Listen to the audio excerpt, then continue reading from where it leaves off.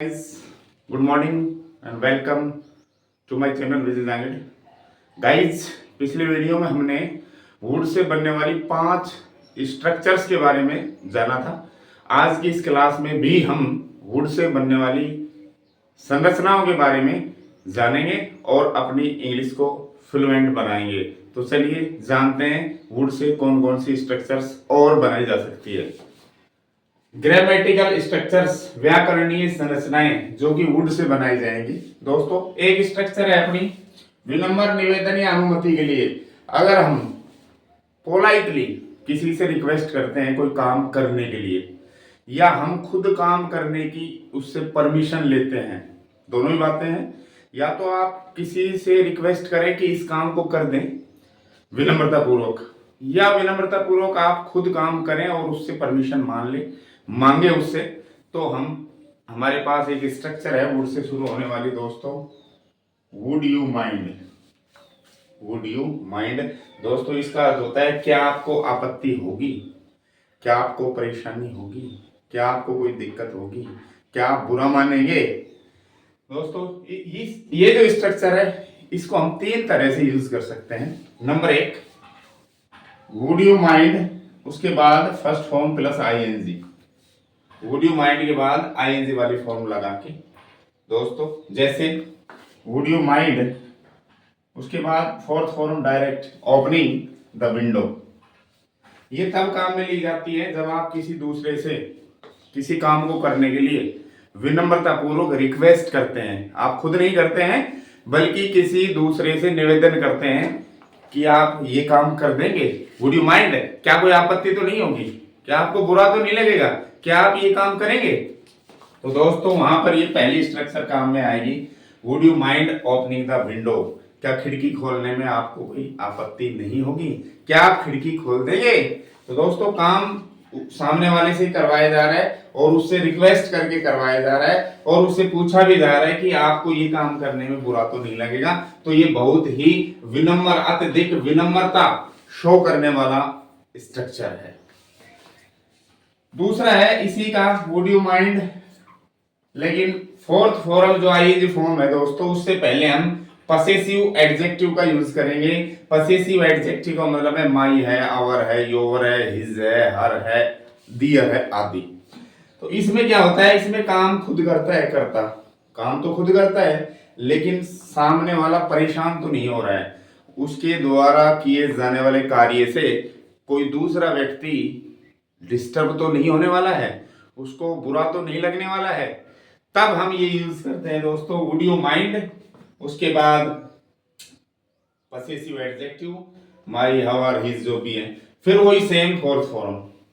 तो इसका अर्थ है वुड यू माइंड, क्या आपको आपत्ति तो नहीं होगी, या आपत्ति होगी माई ओपनिंग, मेरे खोलने पर क्या, द विंडो, खिड़की।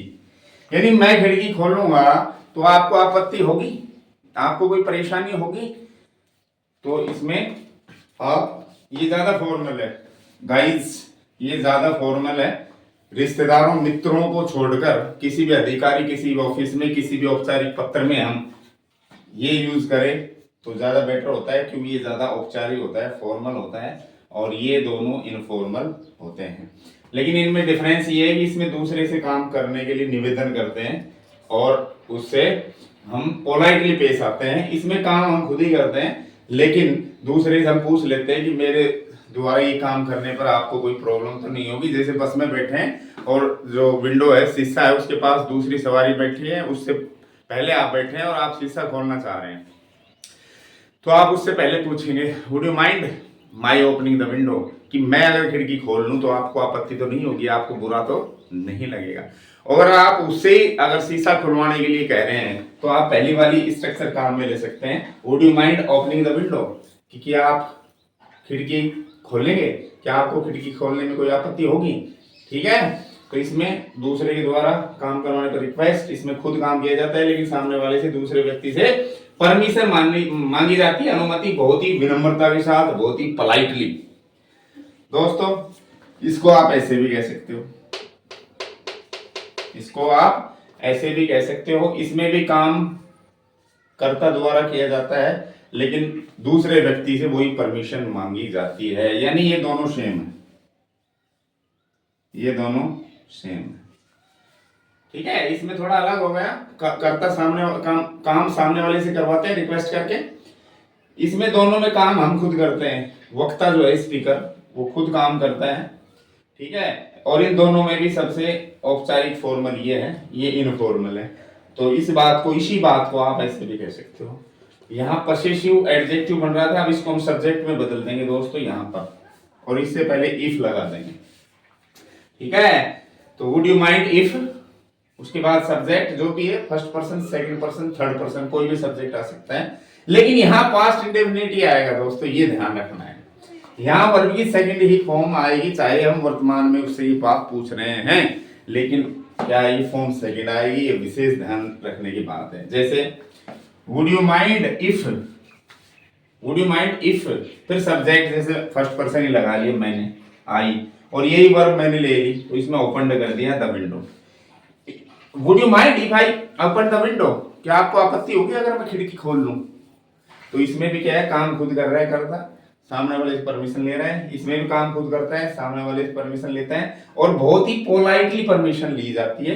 इसमें पोलाइटली रिक्वेस्ट किया जाता है सामने वाले से काम करवाने के लिए। और ये जो फ्रेज है वुड यू माइंड, ये बहुत ही अत्यधिक विनम्रता को प्रदर्शित करने वाला फ्रेज है। तो दोस्तों, विनम्र निवेदन या अनुमति के लिए आप ये फ्रेज काम में ले सकते हैं, और इसको भी 3 तरह से।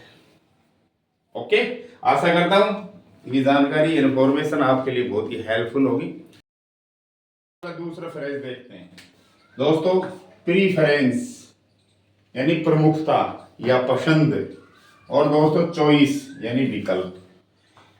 जब हमारे सामने 2 विकल्प दिए हो, 2 करने के लिए काम दिए हुए हो, और उनमें से हम किसी एक को ज्यादा प्रमुखता दें, प्रीफरेंस दें, ज्यादा पसंद करें और उसका चुनाव करें, तो वो बताने के लिए हम दोस्तों वुड रादर या वुड प्रीफर इनका इस्तेमाल कर सकते हैं। इसका अर्थ जो है वो निकलता है 2 विकल्पों में से एक को ज्यादा पसंद करूंगा, यानी कि हमारे सामने 2 विकल्प हैं, तो मैं कहूंगा मैं इसको ज्यादा पसंद करूंगा। तो प्रीफरेंस हो गया वो, है ना, प्रमुखता या पसंद, और चॉइस हमारे सामने विकल्प होंगे, उनमें से हमें एक का चुनाव करेंगे। तो उसके लिए दोस्तों ये जो फ्रेज दिख रहा है आपको, वुड रादर या वुड प्रीफर, इसका भी यूज कर सकते हैं। देखिए इसकी स्ट्रक्चर्स कुछ इस तरह से होगी। सब्जेक्ट वुड रादर, दोस्तों फर्स्ट फॉर्म, फिर देन, फिर फर्स्ट फॉर्म, फिर कुछ आगे भी हो सकता है। ठीक है, यहां भी ऑब्जेक्ट भी आ सकता है इसके बाद, फर्स्ट फॉर्म के बाद। ठीक है, जैसे she would rather walk than take a taxi. इसका अर्थ है शी वुड रादर वॉक, कि वो 2 विकल्प उसके सामने, एक तो पैदल चलना और एक टैक्सी लेना। कहीं जा रहे हैं तो 2 ऑप्शन है, टैक्सी लेना या पैदल चलना। तो वो कह रही है कि वो पैदल चलना ज्यादा पसंद करेगी बजाय टैक्सी लेने के, यानी 2 विकल्प, उसमें से पहला जो विकल्प है इसको वो ज्यादा पसंद करेगी। She would rather walk than take a taxi. दोस्तों दूसरा विकल्प कई बार नहीं बताते हम, सिर्फ जो विकल्प हम पसंद कर रहे हैं उसको भी बता सकते हैं, और दूसरा विकल्प ना भी बताएं, लेकिन विकल्प तो उसमें दूसरा भी होता ही है। अगर शो नहीं करें तो हम सिर्फ यहां तक भी यूज कर सकते हैं, वुड प्रीफर का यूज करके। सब्जेक्ट वुड प्रीफर टू, यहाँ टू लगेगा, फिर फर्स्ट फॉर्म, फिर कुछ रिमेन्स जो भी हैं लिख देंगे। जैसे I would prefer to walk, मैं पैदल चलना पसंद करूंगा। हालांकि दूसरा विकल्प ये शो नहीं कर रहा, किसी ने कहा होगा भाई चलो बस से चलते हैं, तो इसने दूसरा विकल्प शो नहीं किया कि I would prefer to walk, ठीक है, rather than take a taxi, इस तरह शो नहीं कर रहा। तो केवल एक विकल्प को भी आप बता सकते हैं, लेकिन वहां पर यूज करेंगे आप वुड प्रीफर टू का। ठीक है, I would prefer to walk, ठीक है, मैं पैदल चलना चाहूंगा या पसंद करूंगा या ज्यादा पसंद करूंगा। दोस्तों अगर हम दूसरा विकल्प भी वुड प्रीफर का यूज करके शो करना चाहते हैं तो उसके साथ रादर देन का यूज होता है। Subject would prefer to, first form, फिर कुछ और भी हो सकता है ऑब्जेक्ट, जैसे यहाँ हो सकता है फिर रादर देन आता है, इसके साथ ध्यान रखना वुड प्रीफर टू के साथ रादर देन आएगा। उसके बाद फिर फर्स्ट फॉर्म आएगी, फिर शेष जो भी रिमेन्स है पार्ट वो, जैसे आई वुड प्रीफर टू, उसी वाक्य को मैं बना रहा हूं ताकि कंफ्यूजन नहीं हो। I would prefer to walk, मैं पैदल चलना ज्यादा पसंद करूंगा। रादर देन माने के बजाय, किसकी बजाय, टेक टैक्सी, टैक्सी लेने की बजाय मैं पैदल चलना ज्यादा पसंद करूंगा। तो दोस्तों पसंद या विकल्प को बताने के लिए भी हम जो वुड है उससे हम स्ट्रक्चर फ्रेज बना सकते हैं, वुड रादर और वुड प्रीफर। ध्यान रखने की बात है, वुड रादर के साथ देन आएगा और वुड प्रीफर टू के साथ रादर देन आएगा। दोस्तों ध्यान रखने की बात ये है, इन दोनों फ्रेजेस का यूज तभी करते हैं जब हम दो विकल्पों में से किसी एक को ज्यादा प्रमुखता देते हैं, ज्यादा पसंद करते हैं।